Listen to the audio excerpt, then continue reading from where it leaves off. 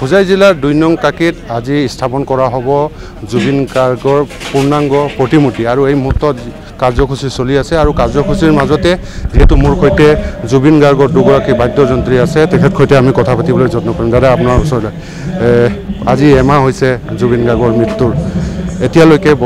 মানে ন্যায়ৰ যি আশা সেই আশা কিন্তু দেখিবলৈ পোৱা নাই কি কয় প্ৰথম কথা ন্যায়টো আমি পামেই আমি ন্যায় পাবই লাগিব আৰু আমি এতিয়া আমি জনসাধাৰণৰ আমাৰ এটাই কথা আমি ট্ৰাষ্ট আৰু বিশ্বাস বিলিফত থাকিব লাগিব আৰু যেহেতু আমাৰ SITয়ে যি চাই আছে আমাৰ তেওঁলোকক আমি ট্ৰাষ্ট কৰিব লাগিব বিলিভ কৰিব লাগিব আৰু মই নিজেও দেখিছোঁ তেওঁলোকক কথা পাতিছোঁ তেওঁলোকে কিন্তু মই দেখাখিনি দিনে ৰাতি কষ্ট কৰিছে ৰাতি 3টা 4টালৈকে কষ্ট কৰে ৰাতিপুৱা 8টা 9টাত আহি পেলাই অফিচ পায়হি তেওঁলোকেও যিহেতু কষ্ট কৰিছে আৰু জুবিনক ভাল ইমান মানুহে পাইছে মানে মই ভাবোঁ কোনো এটা খুঁত এৰি নিদিয়ে তো আমি ন্যায় পাম ডেফিনেটলি ন্যায় পাম আৰু তাৰ কাৰণে ৰখি আছোঁ আমি এইকাৰণে ৰাইজ আপোনালোকে ধৈৰ্য ধৰি থাকিব লাগিব অলপ কাৰণ কিছুমান ন্যায় একেদিনাই নহয় চব বস্তু এটা প্ৰট'কল থাকে এটা নিয়ম থাকে কৰিম বুলি কালি এজন মানুহ ন্যায় দিব নোৱাৰে কিন্তু ডেফিনেটলি তেওঁলোকে যিটো কৰিছে আমি এতিয়ালৈকে দেখি আছোঁ ভালেই কৰিছে আৰু আমি ৰখি আছোঁ আশাবাদী ন্যায় পাম আৰু ডেফিনেটলি পাম আজি পূৰ্ণাংগ প্ৰতিমূৰ্তি এটা কাকিৰ স্থাপন কৰা হ'ব আপোনালোকে যিহেতু এইটো সাংঘাতিক মোৰ কাৰণেতো বিৰাট দুখৰ কথা আমাৰ চবৰে কাৰণে কাৰণ এই কাকিতে নিজে আমি প্ৰগ্ৰেম কৰি যোৱা জেগাত মই সপোনতো ভবা নাছিলোঁ যে তাত আহি মই আজি নিজৰ বন্ধুৰ প্ৰতিমূৰ্তি এটা স্থাপন কৰিব লগা হ'ব বা শ্ৰদ্ধাঞ্জলি দিব লগা হ'ব নিজকে মই বৰ আনলাকি এজন বন্ধু বুলিয়ে ভাবোঁ যে নিজৰ বন্ধুৰ আজি চাকি জ্বলাব লগা হৈছে প্ৰতিমূৰ্তি কিন্তু এই কাকি যজ্ঞ বা এই কাকি ৰাইজৰ যিটো মৰম দেখিলোঁ বা তেওঁলোকে ইমান কম সময়ৰ ভিতৰত এইটো প্ৰতিমূৰ্তি ৰেডি কৰিলে আৰু এই আহি ইয়াতে শুনিছোঁ যে কালি বোলে নগাঁৱৰ পৰা এইখিনি আহোঁতে 11:30 ঘণ্টা লাগিছে ৰাতিপুৱা 4:30 মানে এইটো ভাবিব নোৱাৰা মৰম ৰাইজৰ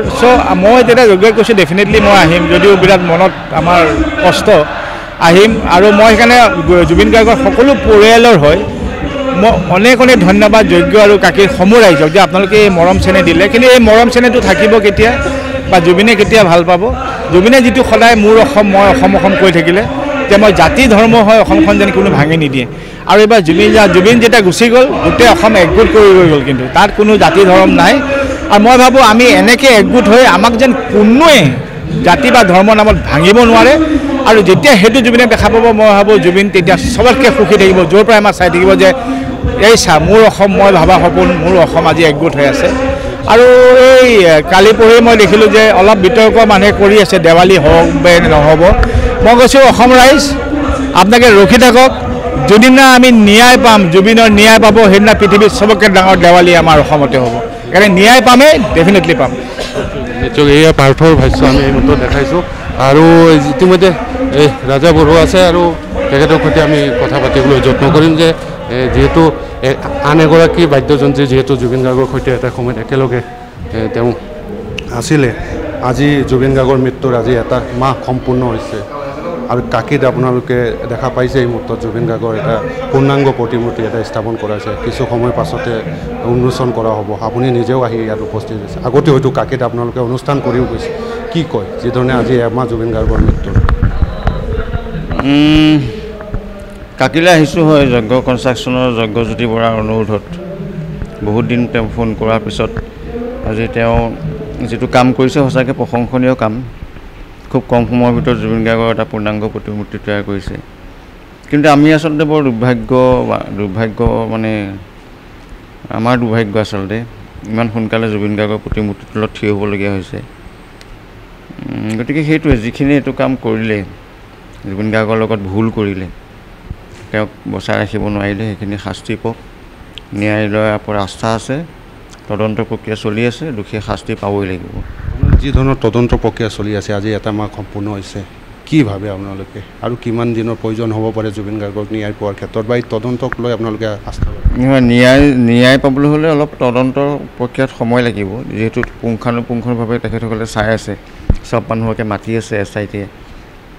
আদালতত প্ৰেৰণ কৰা হৈছে ইতিমধ্যে যিসকল সন্দেহযুক্ত ব্যক্তি তেখেতসকলক জেললৈ প্ৰেৰণ কৰিছে গতিকে আগনবঢ়াও নহয় যথেষ্ট আগবাঢ়িছে গতিকে আমি বিচাৰিছোঁ ঘটনাটো কি হৈছিলে সেইদিনাখন কি মুহূৰ্তত কি পৰ্যায়ত জুবিন গাৰ্গ পানীত ডুবিব লগা হ'ল বা কিবা ষড়যন্ত্ৰ আছে নি সেইখিনি জানিবলৈ আগ্ৰহী আচলতে সেইটো আমি গম পাবই লাগিব আৰু আশা ৰাখিছোঁ কোনো নহ'লে অসমৰ ৰাইজ আছে আৰু ভগৱানটো আছে ভগৱানে নিশ্চয় শাস্তি দিব, আমি দেখা পাই যাম ইয়াতে। তদন্তকাৰী বিষয়াসকল ছিংগাপুৰলৈ নোযোৱাকৈ ন্যায় পোৱাটো সম্ভৱ বুলি মানে সেইটোতো মই নাজানিম, ছিংগাপুৰলৈ যাব পাৰে নাই মই সেইটোও নাজানো, কাৰণ মই আচলতে বৰ অজ্ঞানী মানুহটো, বাহিৰা কথা ইমান নাজানো, গতিকে মই কৈ দিবলৈ দিগদাৰ হয় কথাটো। যদি যাব পৰা ছিষ্টেমত আছে যাবতো লাগিবই, যদি যাব পাৰি তদন্ত কৰিবলৈ তেতিয়া যাব লাগিব, ন্যায় পাবই লাগিব, ছিষ্টেমটো যিয়ে নহওক। এয়া ইতিমধ্যে আমি কথা পাতিছোঁ ৰাজাৰ সৈতে আৰু পাৰ্থৰ সৈতেও আমি কথা পাতিছোঁ, আৰু যিহেতু আমি এই মুহূৰ্তত কাকীত উপস্থিত আছোঁ আৰু কিছু সময়ৰ পাছতে কাকীত জুবিন গাৰ্গৰ যি পূৰ্ণাংগ প্ৰতিমূৰ্তি, সেই পূৰ্ণাংগ প্ৰতিমূৰ্তি